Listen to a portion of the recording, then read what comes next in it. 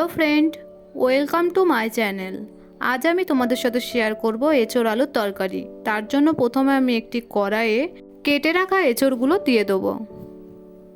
আর এঁচোড়গুলো কিন্তু একটু ছোট ছোট করে কাটবে, তাহলে সিদ্ধ হবে ভালো, না হলে অনেক টাইম লাগবে। আর তারপর দেব আলু, এরপর এর মধ্যে দেব সিদ্ধ করার জন্য পরিমাণ মতো জল দিয়ে সবজিগুলো একটু ভালো করে নেড়েচেড়ে নেব। এরপর একটি ঢাকনা দিয়ে ঢেকে 10 মিনিট মতো সিদ্ধ করে নেব। এঁচোড়গুলো আমার প্রায় সিদ্ধ হয়ে গেছে। এরপর আমি একটি পাত্রে তুলে নেব। তারপর আমি ওই কড়াইয়ে দিয়ে দেবো পরিমাণ মতো তেল। তেলটা গরম হয়ে আসলে তারপর দেব গোটা জিরে, এরপর দেব পেঁয়াজ কুচি, দিয়ে সব কিছু বেশ ভালো করে একবার মিক্স করে নেব। পেঁয়াজগুলো আমি 2 মিনিট মতো ভেজে নেব।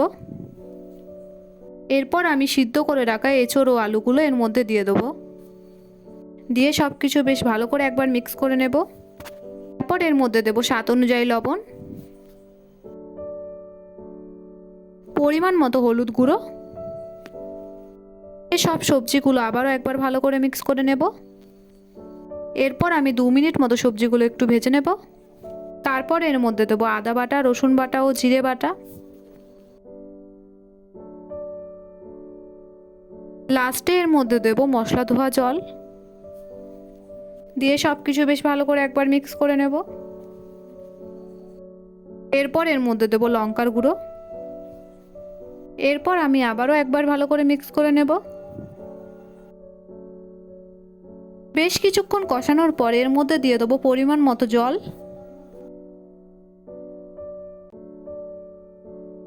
দিয়ে আবারও সব কিছু আরেকবার ভালো করে মিক্স করে নেব। এরপর আমি 5 মিনিট মতো বেশ ভালো করে ফুটিয়ে নেব।